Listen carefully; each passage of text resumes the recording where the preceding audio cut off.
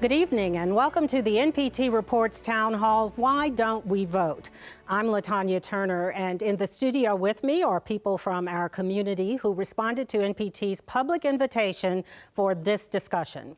We want to explore what's happening with voter engagement in Tennessee and why our state is near the bottom in voter turnout and registration. It's a critical question at a time when we are in a presidential election cycle. Some local communities are voting on major issues, and political partisanship is hot. Here's a report. The right to vote has been a big issue historically, for which Americans have fought. That's something that I feel like kind of unites all of us, even if we don't vote for the same candidates. We're all doing something together and helping make the decisions in our nation. I had this t-shirt made and I wear it every day. And it's basically a conversation starter and my way to motivate people to vote. One person, one vote. It's basic to our democracy, a right people have demanded, fought for, and died to obtain. Women didn't have the right to vote. Women of color didn't have the right to vote. Men of color didn't have the right to vote. It's important, and I vote in every election since I was 18 years old.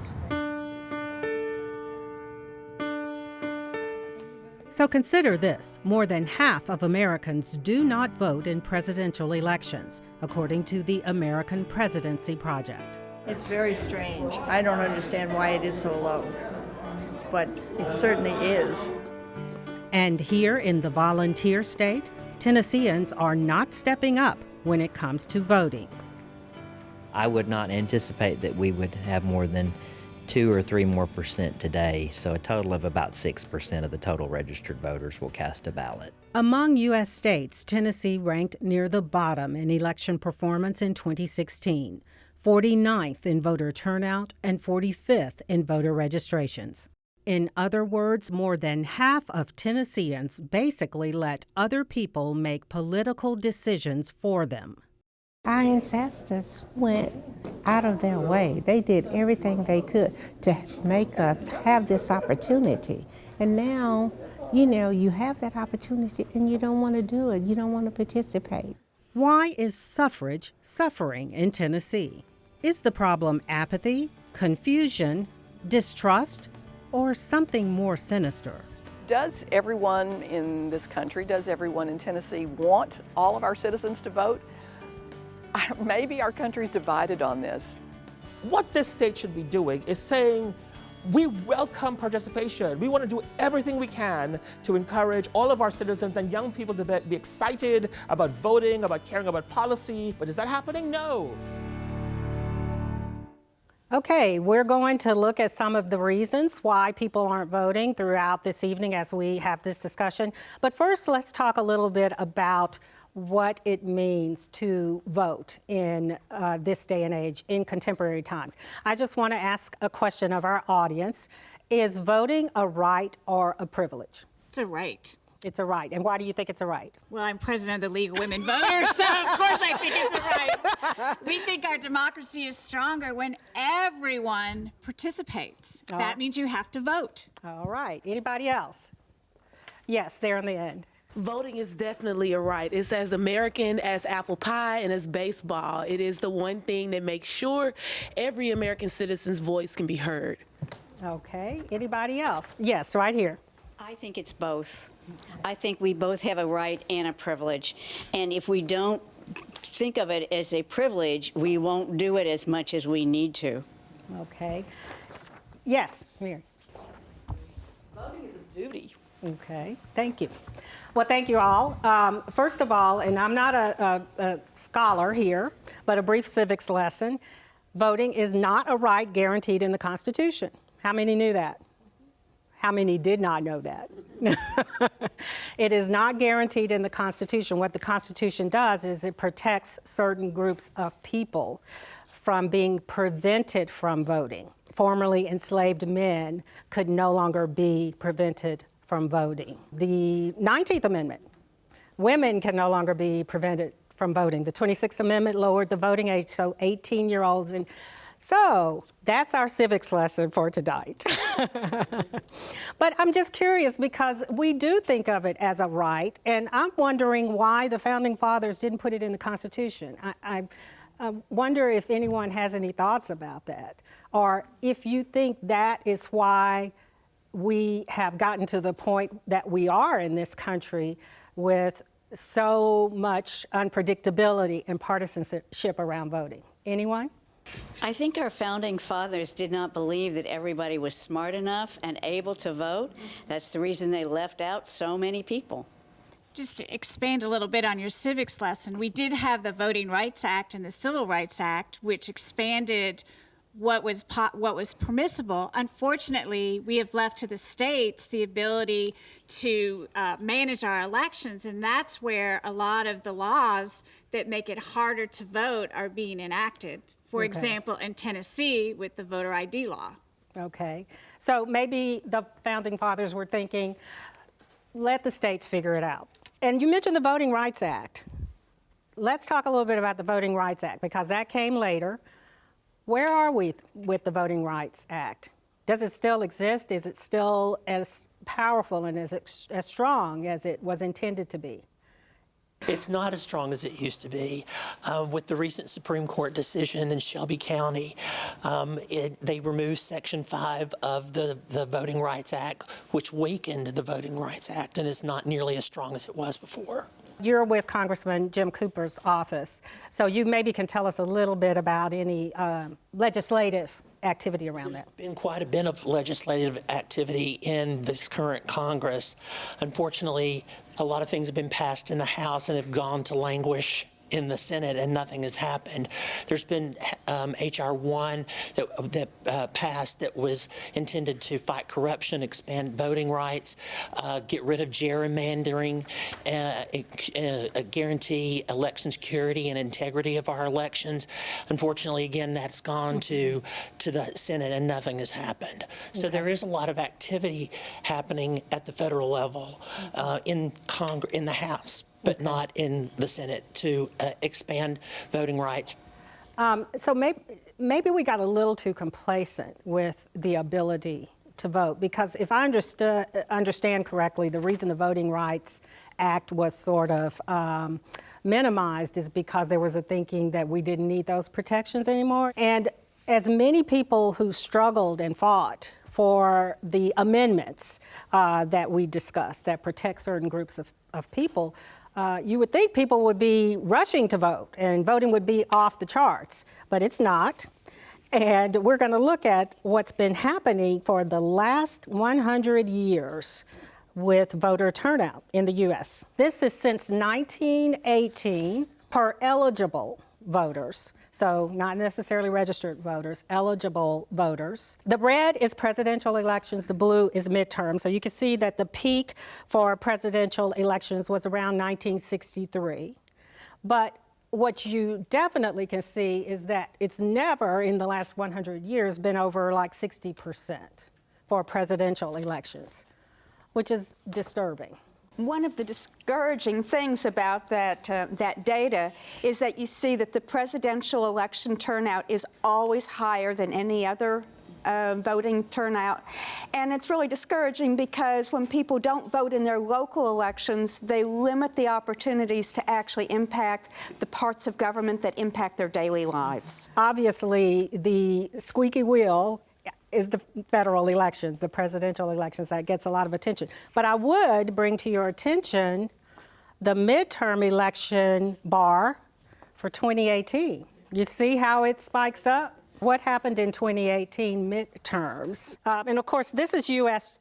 Tennessee trends are pretty much the same as what you see in U.S. And there was definitely also a spike up in Tennessee in the midterms 2018. But voting behavior varies greatly by county in Tennessee. And here's a look at the 10 counties with the highest voter registration rates. So, do you see your county? Anybody from Williamson? You're from Williamson? Well, it's the only county where I've lived, so I think that my perception is that so many conversations I have that people are extremely interested and passionate and my friends tend to vote, but less so in the past 5 or so years, 5 to 10 years. So people may be registering, but they aren't voting. So why don't people vote? Why don't we vote? That's what we're talking about tonight. And even in counties like Williamson that have fairly high registration and turnout, it can be pretty dismal on election day. And we have a report that looks at that.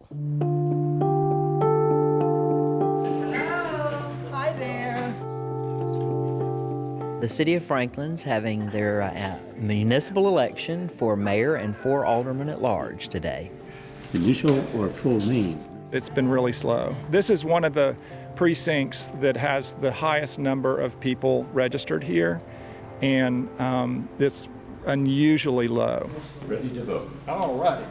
Well, publicity helps. And if there were issues on the ballot, that might bring out a few more. You see the same faces, election over election over election. You don't see the young folks. I could probably count on one hand anyone that I saw in their 20s today. Sometimes they're saying, it doesn't matter, my vote is not going to count. Your vote does count. You know, you could be the one to make a difference between one vote or another vote, because it could be a tie. Thanks for coming by. These local elections is really what dictates and determines where your local monies are spent and what projects are funded, and if they're building sidewalks and schools and what have you. I really wish people would see the big picture and be more involved at that level.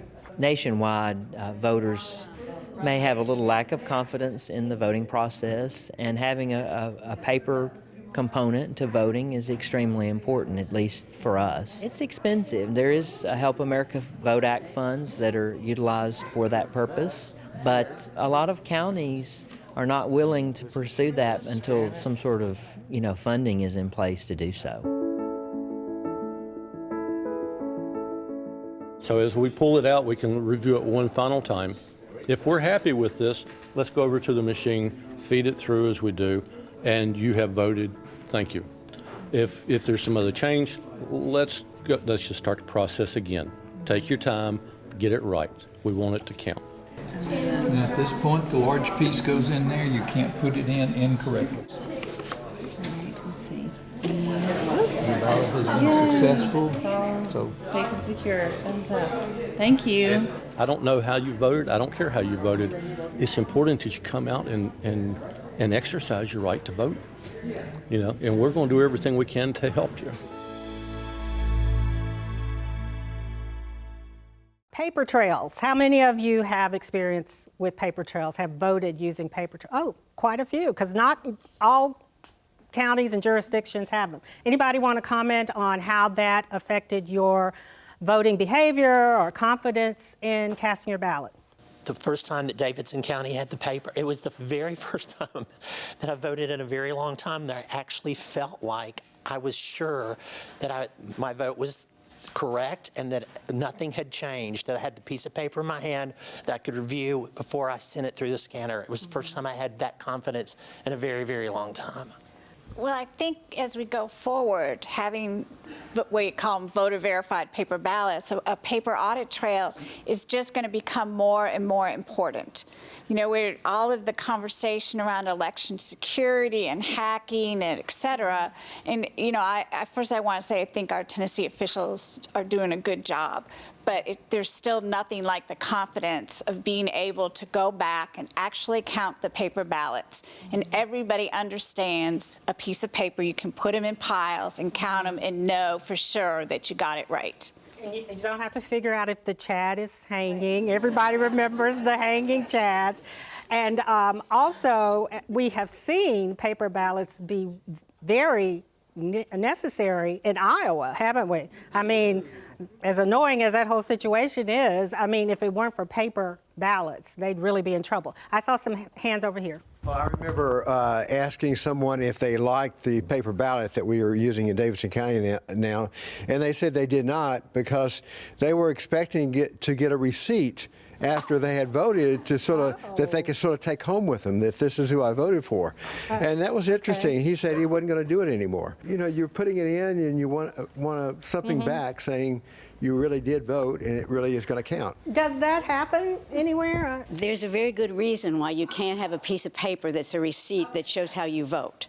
I serve as a precinct officer here in Davidson County, and one of the issues is that if you could take a piece of paper home and show that, you might also have an employer who asks you for your vote to see what it is. So it is, if you had that on paper, your vote would not be secret.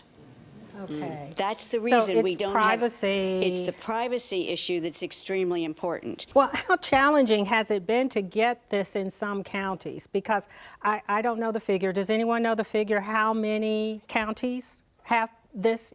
So I run Think Tennessee, which is a think tank that focuses in part on civic engagement. And one of the things that we really focus on is sort of how is Tennessee doing vis-a-vis other states, and how are we doing county by county? And so, Latanya, to answer your question, how many counties in Tennessee have paper trails? I think it's 14 counties of our 95. 95 counties. And some context is really important, because as we look across all of the states in 2020, Tennessee will be one of only 8 states that doesn't have paper trails in every county. And so I think it's really important for us to understand just how we stack up. In 2016, I think it was 14 states that had it. More and more states are picking up paper trails in all of their counties, so we'll be one of only 8.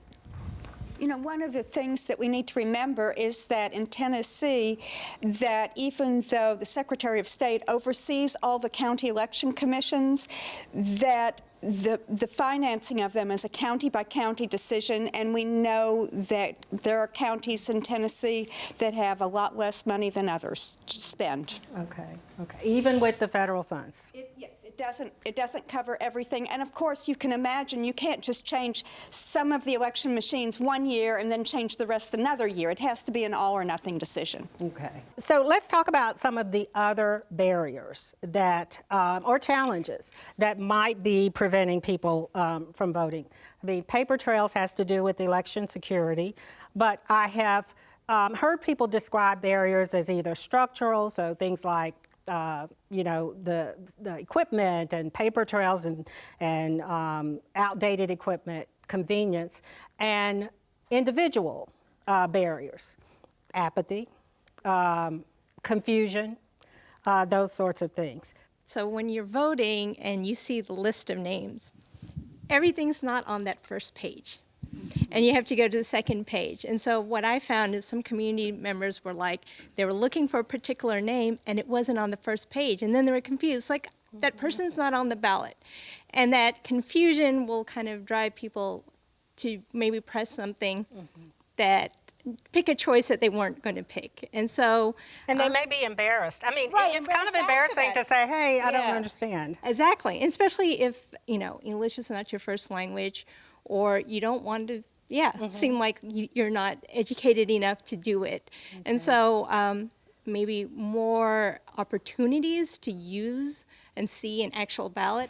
Hi, Lieutenant. I'm David Plaza with the Tennessee, and one of the things that we haven't adapted to a just-in-time culture, and what I mean by that is because you have to register to vote 30 days before an election, that becomes a barrier, especially when people are very busy. There's also the issue of convenience. If you work in Murfreesboro and live in Nashville, you might not be able to get to your precinct in time. What if in every county, I think in Rutherford, they allow on election day you to vote in any precinct? What if that happened across the country? I think they call those convenience centers, right? Convenience centers where you can vote anywhere. And, so, and those other things too, the transportation aspect of it. And also we don't have a mail-in ballot. So you actually have to be absent to vote by absentee here in Tennessee, unlike places like Oregon or in Florida, where you can vote, essentially you don't have to be present to vote if you don't want to. And with technology, we should be able to register on the same day in this day and age, right? You should be. There's been the concern. I interviewed Secretary of State Trey Hargett a few weeks ago, and there's always the concern about fraud. And that's always the I hate to call it the excuse, but certainly the explanation for it is that, you know, we can't guarantee that this will be safe. We have to be but I think there is a technology there where you could do it the same day. And there are other innovations that we can also take. There's a fight right now going on in Shelby County in Memphis about whether to keep the current voting machines or whether to go to more paper verified system. The elections administrator is digging her heels on that. And it's become... And what's the argument there? The argument is, and elections administrator Phillips just recently wrote an op-ed saying, our machines are secure. They're not hooked up to the internet. You don't have to worry about them. We're always watching them, and we feel that this works the way it is, and we don't need to go to a new system. And I should say that we invited representatives from some of the election commissions, and some people couldn't be there. We also extended an invitation to Secretary of State Hargett. He couldn't attend tonight. We offered to do a taped interview so we could get his input on these topics, and his office declined. So let's talk about harassment. Is anybody surprised by that people said they are being harassed or being told they didn't have correct ID when they thought that they did? So that does actually happen. So we do need to make sure that people understand what they actually are required, need to have to vote. And it is pretty restrictive here in Tennessee. I'm Amanda Smithfield. I'm the librarian at Hume Fogg, and I work to make sure all my students who are able to register to vote are actually registered to vote. And I really work with them to make sure they're knowledgeable voters, so making sure they know which sort of IDs that they need to vote. So first of all, a lot of my kids, students do not have a driver's license. That is a thing with this generation. About 11% of students and college students do not have an ID, a driver's license. I have one.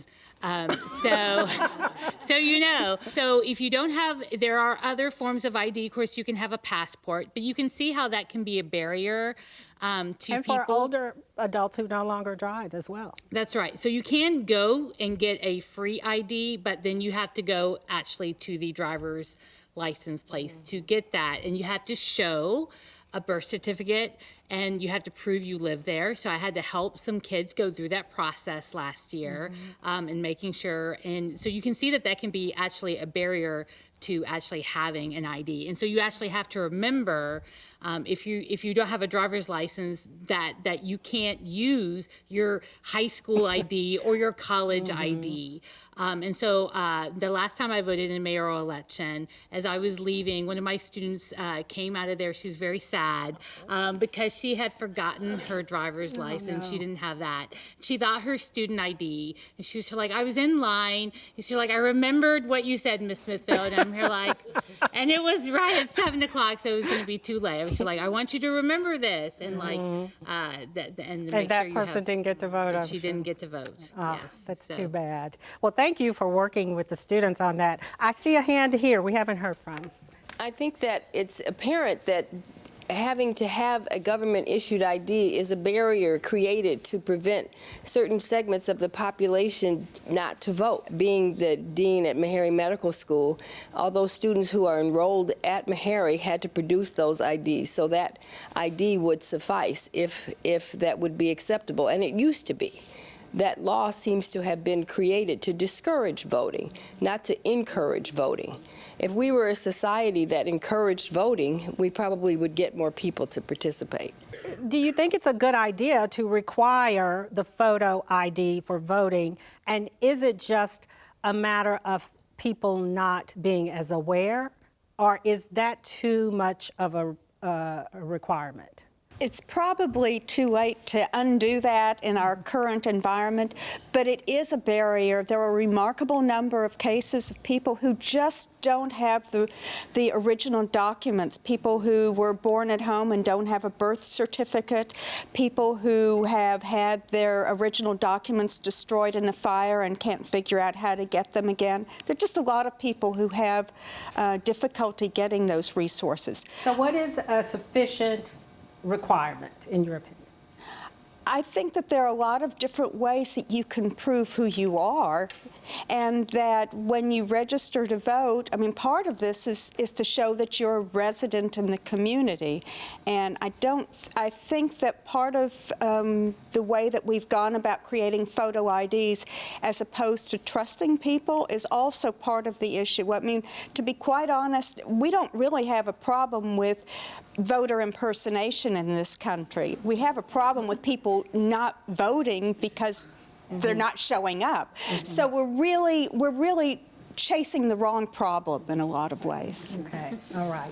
I know that your group, Think Tennessee, has done some community surveys about voting concerns and potential barriers. Is that correct? In the summer of 2018, Think Tennessee partnered with Humanities Tennessee to host a series of community conversations. We traveled around the state and visited 6 communities to ask this very question. Why do we think that Tennesseans aren't voting? And the same sorts of things that we've been talking about already kept coming up in community after community. So I think we released a report, it's available on our website, but the summary from those conversations really do kind of bucket it into those 2 groups that we've been talking about. People identified sort of perceived structural barriers, things like the voter ID, things like the voter registration deadline, and just kind of the processes in place that might limit and prohibit some folks from participating. Folks also identified individual barriers, things like not feeling like their vote's going to matter, not feeling like they understand really who their local leaders are and what the roles of local government are, of each local elected official, what their roles are and how that impacts their daily life. So it just, the same sorts of concerns and perceived barriers kept coming up. And it's something that we've sort of heard from rural communities, urban communities, large audiences and small audiences as well. Well, I'm sure some of the things that are being discussed are going to require looking at the current laws and policies. Let's talk about something that's gotten quite a bit of attention lately, and it's led to some concerns by some groups, and that's purging of rolls, which is a lawful practice. But there are some who are concerned about how it's being done. What is purging of voter rolls, and how should it be done? Well, purging of voter rolls, and purging is kind of You don't like that I word. don't like that word, Okay. but it is what we use. It's a good election practice because we don't want people that are dead on the voter registration rolls or people that have moved out of the jurisdiction and aren't registered to vote. That's actually something that could lead to fraud if you have people on your voter registration list that shouldn't be there because they're not duly registered. A couple of years ago, you've heard, well, sometimes they purge because you don't vote. And Tennessee was doing that. But a couple of years ago, I'd like to think inspired or encouraged by the League of Women Voters, that process has changed. So if you have moved because the post office has a change of address on you, or you've moved out of state and you've surrendered your Tennessee driver's license, you will get a notice at where you were registered to vote asking you to reconfirm your information. And then you have 2 federal elections to actually vote in before you're removed from the rolls. That's the process. Others will probably dispute me, but I've looked at the macro numbers, and it sounds like a lot of people have been purged because it's in the hundreds of thousands. But when you look at that as a percentage of the people that are registered to vote in Tennessee, it's not that many as a percentage. We have tracked down individual cases where people have contacted us. In every case, there's just been a misinformation. Like the last one, the person's name was spelled wrong, but they were duly registered. Hi, I'm Maxim Thorne. I'm the managing director of the Andrew Goodman Foundation. It's Byzantine to me to listen to some of the stories that we are depending on local counties to determine our right to vote in our democracy. That if I'm in a rich county, it's fine, and if I'm in poor, I can afford a system that would allow me to do it. That's not right. And so what concerns me is that some of us think that's acceptable. It is not acceptable to be so Byzantine and so unfair within one state or one community. Now on the purging. Purging is not so simple as I believe our friends from the League of Women's Voters seem to indicate, because it is subject to manipulation. The ways in which people go about purging could be like cross-check, which some of you have heard of, this notorious repugnant system that was removing people if they weren't an identical match with various other kinds of IDs. So if my name is Smith Williams, but on some IDs I have Smith-Williams, I'm purged because they don't match, right? Or if I happen to go to school in a different county, or I happen to go to school out of state. Therefore, I can be automatically moved. But young people, at the Andrew Goodman Foundation, we focus on youth voting. with a particular sensitivity to youth of color voting. That comes from our history.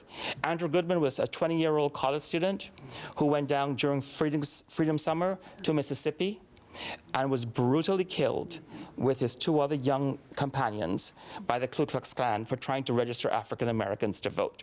So we take youth and youth participation very, very seriously. When you're talking about mobility, young people move even more, right? And so the greatest chance of getting knocked off of these voting rolls is if you're young and you got your first job, or you moved to campus and then you move back home, or you went to grad school. And so we see a disproportionate number of young people who get purged. And of course, people with strange names, people who have Latino names, or Arabic names, or people who have hyphenated names, or black names. And so there is no question. The data is really clear. The research is definitive that marginalized people and people of color, low-income people and young people are by far the most likely to be purged from voter rolls. I think it's important that we recognize that the laws about who can vote are set at the state level, the state legislative level, not at the county level. And it's indicative in Tennessee that you can use an NRA card as a photo ID to vote, but not a student ID. And yet when you look at the participation in state legislative races, I think those bars of participation would be significantly lower. Hold on just a second. You're really close. It's not the NRA membership card, it's the handgun carry permit that can serve as an ID. It can serve as an ID. Yes. Okay, thank you for clarifying that. There are some other laws of concern right now, and it seems that many of them do impact young adults and college students.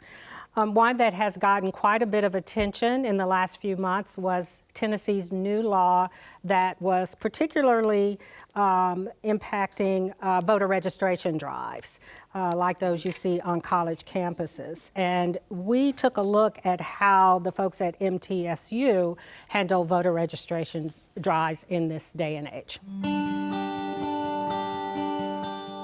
Are y'all registered to vote? Yes, we are. Awesome. Where are you registered? Registering to vote is about as important as registering for classes at Middle Tennessee State University in Murfreesboro.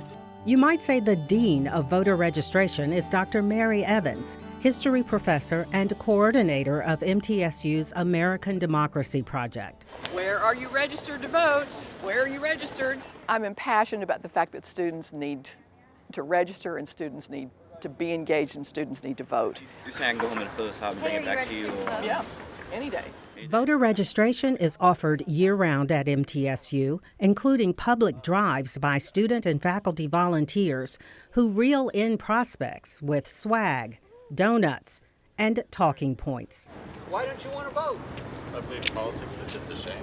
I believe it too. Look, and all politicians are crooks. Yeah, they are. Yeah, but guess what? Somebody's going to get elected. We have an entire cohort of 18-year-olds who are potentially voting for the very first time.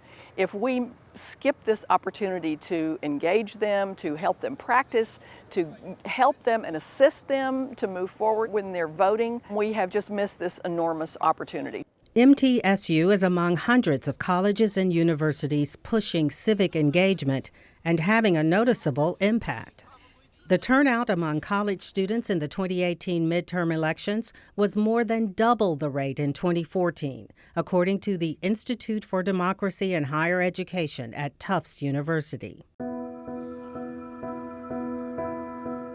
Voter registration on campus definitely pushed my decision to vote because I probably wouldn't register if they weren't pushing it. There is a perception that I want to explode as false, that young people are not as interested as they were in the 70s, that they're lazy, they're distracted by their cell phones. It's not true. But here's what's happening that didn't happen: deliberate, concerted efforts targeting youth so that they can't vote. Maxim Thorne is with the Andrew Goodman Foundation. It's a leader in challenging laws that some say are intended to suppress voters. Florida tried to ban polling sites from any college campus. Tennessee passed a law this year on May 2nd, which they tried to criminalize voter registration drives for inaccurate or incomplete voter registration forms. Austin, Texas also is trying to ban polling sites from college campuses. We have to correct this, like turbocharge correction, right? Welcome as many people, train our youth, encourage civic engagement. Okay. We can start you here. It'll take about 10 minutes. When you do a voter registration drive, inevitably there are folks there who are learning how to do voter registration. It's also true that some forms come back that are deficient, that they have problems with them. But to sort of slap on the wrist or penalize those who are attempting to help their fellow citizens get registered seems unkind to me. Tennessee voter lookup. Google it on your phone and check yourself. Tennessee voter lookup, just to be sure, because a lot of people get purged. You want to know that you're in there. Tennessee voter lookup, that's important information to remember. Let's talk about the law that is mentioned in this piece, the voter registration law. The judge has issued an injunction and the court date is February 2021. So for now, it's not impacting the 2020 election. But what the law sought to do was to regulate voter registration drives with civil and criminal penalties, and in part for penalizing groups that turned in forms that were incomplete, which is just the opposite of almost every other state, which says if you try to register a voter, you must turn that form in whether it's complete or not. Mm-hmm. So that's one part of it. Another part of the law is that it would require some disclosure, something like, not in conjunction with or authorized by the state when you told people how to register to vote or where to go vote and that kind of thing, which is, of course, chilling of free speech. Okay. So we don't have a final opinion yet. And I'm just going to ask this, but I doubt I'll get any hands. Is there anyone here that can speak on behalf of the state in this lawsuit? Okay, yes.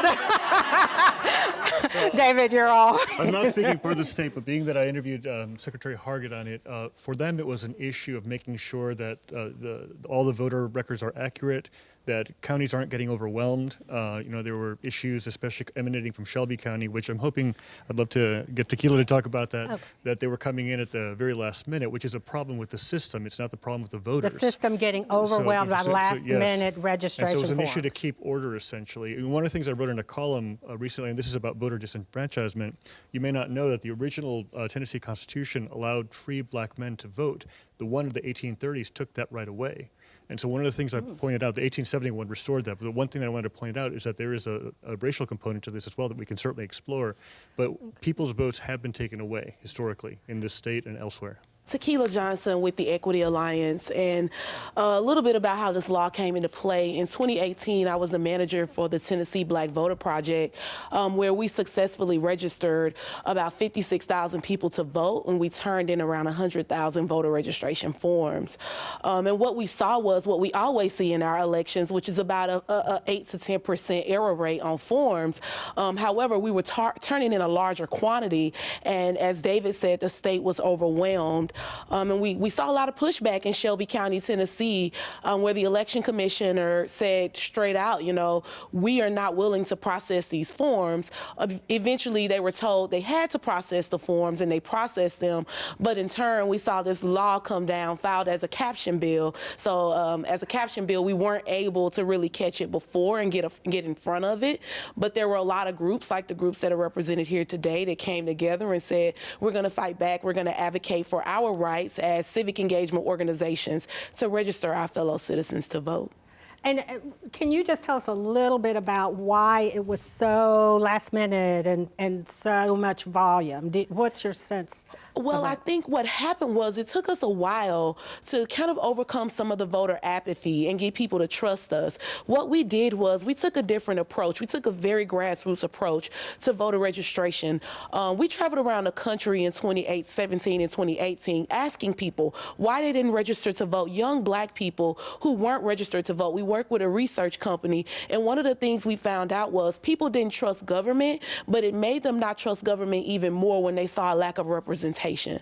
And so we felt like, how can we create a workforce development opportunity, so to speak, and give people the training that they need to go into their communities and use their voice to register people to vote. So we got a lot of community members trained. We actually were able to raise money to pay them to go into their communities and register people to vote. So as we started to build out that program, the country started having conversations on social media, via the internet. You saw celebrities like, Taylor Swift encouraging young people to register to vote. So over the course of like a month, there was just an influx of people who, it went from us having it was even more successful than you thought it was going to be. It went from me having to like chase people down and say, are you registered to vote? So people started kind of knowing me as the voter girl.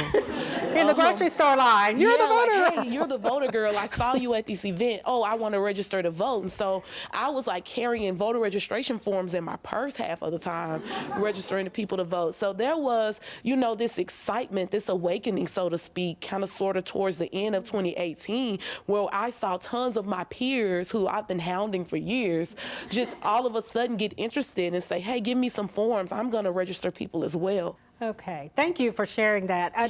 Before we continue this conversation, we have a graphic because that shows the midterm elections. So obviously you had an impact because this is voter turnout, and this is from the Secretary of State, 2014, 35.97%, 54.46% in 2018.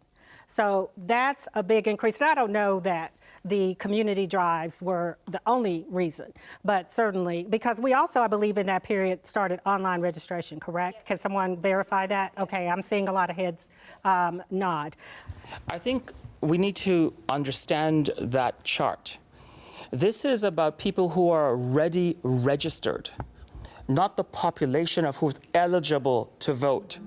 So that 54% is of people who are registered. That 54% is less than half of the people who could have voted that didn't register. Yeah, Tennessee is still per registered voter. But I just want to understand, don't let's get so excited. Tennessee is still among the worst in the country, 49th of 50th in voter turnout, right? And yes, it is amazing what the Equity Alliance and the Black Voter Project did. But understand how low the starting point. 9% of young people 18 to 25 voted in 2014. More than double that voted in 2018. We're talking barely 20% of people, of eligible young people. So great work, but let's understand where we're starting from and how that is still among the worst in the country, and so much to be done. And to note that with that low number, that overwhelmed Tennessee election officials, right? And the correction is not, how do we boost this even more? But maybe we should lower it, actually low, so that we can cope with low numbers. Outrageous. Thank you for calling us out, Max. I would love to get some input, and I see we have two college representatives here, because one of the things that some people think could help is changing how we allow polling on campuses. How many of you all think it's a good idea to have polling places for students? There are some polling places, but they're not for students. Okay, good. Tell us. There is a bill that is actually going to be wending its way through our General Assembly this winter that would be a starting point for that in Tennessee. It would be sort of a fiat at the state level that would ask that Tennessee support the notion that, at least on public universities, so it's a starter bill, and public universities or colleges of a minimum of 8,000 students would have a minimum of 5 days of early voting on every campus that fits those two criteria of 8,000 students and then a public institution of higher education. But they would have to be registered in Tennessee, of course. The people would have to be registered in Tennessee, and they'd also have to be registered in the county in which that university is. I can't comment on the law, but I'm a professor at Belmont University, and I dealt with last fall all of this voter registration enthusiasm which I was part of, and I helped to run a voter registration program. But then I figured out that you can get them registered, but you can't get them to vote because, and somebody can correct me if I'm wrong, if you're a first-time voter, you have to vote in person. So you can't, so all of these kids who were registered in high school, they go to college, even if they're in the same state of Tennessee, they can't, they have to go home in order to vote. They can't vote absentee. And then if you have students who are from out of state that are in, because I had a lot of out of state students, in order to vote absentee, they would have to, request an absentee ballot. And in some cases, that was a mail-in, process that they would have to mail in a request for an absentee ballot. Then they would have to receive their absentee ballot. Then they would have to fill that out and mail it back again. And one of the biggest barriers for, apparently there was an article that came out for students voting absentee was a stamp. And not having a stamp, and in many cases they had to have two. Right, they had to have two stamps because they had to have a stamp to request their absentee ballot, and then another stamp to send it in. And so I started a campaign in the English department to carrying a book of stamps. All right, and I do they know how to address the envelope? Right, I mean, and it's a that valid was part question. of it too. Right, was that I had all of the English professors carrying, telling their students, I have stamps. I have stamps and an envelope, and if you fill it out, I will put it in my own mailbox. Because then there's another step: is where do I mail it? Yes. So, and then when you're dealing with students from out of state, the rules were different in Texas. My students from Pennsylvania had different rules than my students from, so I was all about trying to help them, and I realized that I was completely over my head. But I think that it's just crazy, the barriers. We talk about registration so much, but that's just the first step. And in some cases, there's 3 more before they can even get to actually voting. Well, thank you for kind of enlightening us on that, and thank you for your effort. But, some of this raises an issue around what we don't know about the process. I mean, I didn't really even know that. And some of it is civics. And I know civics is probably still the most popular class in high school, right? Is civics even taught in high school? It's not required, is it? So I can talk about this. You are required to take a semester of American government. And I do believe the expectation is that voting is talked about there. But you're also talking about things like at the federal level a lot. And that also depends on the quality of the teacher and what they're really emphasizing. And I do think that we do talk a lot about voting, but we don't, because kids, what I constantly hear from them is a fear of making a bad decision. They're afraid that the ballot's long, there's a lot of people on it, they don't know, there's a lot of research. We're in a time of abundant information. And so not knowing all the little things about what each position does and what each person's campaign promises are and what they've done in the past is a barrier, even for people who can get over the structural barriers. Is that fear does play a role. That's very important to point out. Yes, David, you want to say Sure. something? I just wanted to point to the graphic that you had on 2014 versus 2018. Yes, the midterm. The difference was you had a competitive election in 2018 here in Tennessee. You had an open gubernatorial seat and an open senatorial seat. You had in 2014, Governor Haslam was running for re-election, Senator Alexander was running for re-election. People weren't that excited about the other candidate. So there were multiple factors, but don't you think that probably the registration push? Oh, certainly. Contributed. And this also leads to another thing, which is dissatisfaction drives people to vote. So 2008 with President Obama, that drove people to vote on Hope and Change. The Make America Great Again movement by President Trump drove people to the polls to vote for him. Although obviously we have the Electoral College versus popular, but in Tennessee it drove people to vote for him. And the transit vote in Nashville, for example, overwhelmingly 2/3 of people voted against that for a number of reasons, and they came out to basically say, no, we're not doing this. So dissatisfaction. 2/3 of registered voters in Nashville decided to kill the transit referendum in 2018. So if people are motivated. Since you're standing, let's talk some about what Ms. Smithville mentioned about getting information and having, such overwhelming, not always reliable information.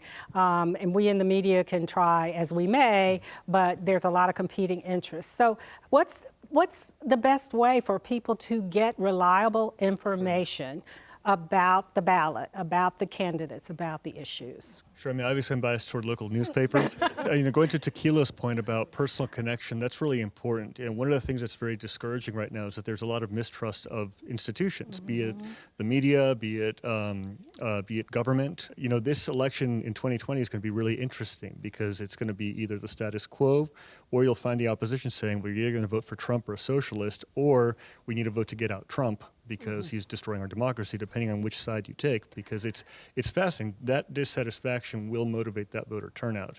Okay. And what will keep people home, if people say, I was really motivated by the MTSU video that Mary was in, the person saying, we don't trust our politicians. If we don't trust them, that means we don't know them. If you don't know your councilman to say, how do I get my culvert, how do I get my garbage picked up? Those kinds of things that are really important on a very local level, then you really understand that, in fact, people are elected to represent us in very important ways: roads, bridges, public education, which we've been discussing, and our votes affect every single one of those decisions.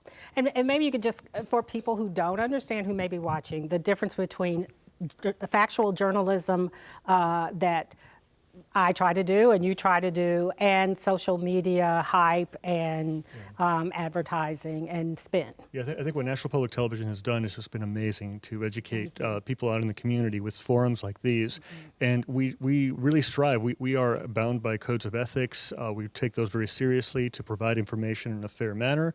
We're not perfect, and we have to correct ourselves when we make mistakes, but we really do seek the truth and seek to present that in the best way we know how, understanding that there are sometimes multiple sides to how people perceive the truth. And these last few years, it's been very interesting traveling across the state of Tennessee in 2018, finding out, what are the things that motivate people. And I found it very interesting. People understand messages in different ways. What we try to do, especially at the hyper-local level, is to present conversations about things like positions like judges, metro council members, things that are so fundamentally important to our daily lives. So the president obviously is important, but more important is the mayor to us, our members of the council, the legislators, and so forth. Yes, and thank you for your work doing that. And we've heard that theme throughout the night, local elections being so important. We are getting low on time, so I do want to quickly talk about ways to increase voter participation. And there are a number of things that we can discuss, but I want to talk about those people who have had voting rights revoked for various reasons, and a movement in some places, and maybe here in Tennessee as well, to restore voting rights to some groups. So we're talking about restoration of voter eligibility for folks who have served time for a felony conviction. So I think something that's really important to understand is in most states, once you've served time in prison and you finish your community supervision, you can vote again, right? You've sort of served your time, you can go back, you can re-register to vote, you can go to the ballot box. And in 12 states, including Tennessee, that's not true. And we're one of sort of another set of 12 states that says for folks who have committed some crimes, like you never ever get your right to vote back. And so that's one of the things when we think about the systemic barriers to voting, that certainly is one of them. But what's really important to know in Tennessee is that sort of a bunch of unusual partners have come together to work on this. So there's a number of bills that have been proposed around voter eligibility restoration. Chairman Curcio, the chairman of the House Judiciary Committee, has one. It cleared a House subcommittee last session. We're really hoping to see it move this session. It addresses the problem in part without getting too far into the weeds. There's sort of two sets of barriers around voter eligibility restoration. One is fines and fees as a hurdle to restoring your eligibility. So right now, Tennessee's the only state in the nation that says if you've served time for a felony, in order to get your right to vote back, your right to register to vote back, you have to be current on child support. So in Tennessee, the average amount, if somebody's in prison and they've got child support debt, the average debt that they have is $26,266. So it's pretty hard if you've just come out of prison to get current on that. That's one piece. The other piece is really about streamlining the process. So Chairman Curcio's focus is on the first, but man, is that a step in the right direction. One other thing that came up in some of my research and in talking to some of the college students is the idea of mandatory voting, compulsory voting. Anybody have any thoughts about that? Some countries do it. I think Australia does it. Yes, ma'am. Yes, I taught English as a second language for 25 plus years at a school where we had I-20 students who came in to go to university here and then return to their country. All our Brazilian students, no matter where they were in their learning process, had to return to Brazil to vote. They had no choice. If they didn't, they would be arrested. So they didn't mind. Of course, they wanted to go home, but they really didn't mind. They saw it as an obligation. Now, where it is now, because this was some years ago, but where they are now in Brazil and whatever the politics are, at that time, they saw it as an obligation, which is what I liked about it being a duty. It is a right and privilege in the sense that we have the privilege to have the right. But it's also a duty. It's a duty of a citizen to be involved. And what I've heard tonight is the lack of education on every level about who and what they're voting for, about why they should vote. It's a whole ball of wax that we have somehow or another lost. Somebody said something about why do we have voter IDs with a photo? I don't know. When I started voting, all I had is a card, and nobody questioned that I was who I was. And I don't know all of a sudden why we had to lose that, because the Election Commission sends you a card, and that card has gone through the process. And I couldn't give my card to you. It wouldn't work. You know, it doesn't make any sense to me other than it is a deliberate barrier to leave out people. And that's not what democracy is about. Thank you. And that is a wonderful comment for us to end on, because I think we all want to see voting not be partisan, not be political, and we still have a lot of work to do to get people more engaged with voting. And I think all of you are committed to that, and I hope those of you at home are committed to that, because when we all vote, we all win. So thank you for participating in our discussion. Have a good night.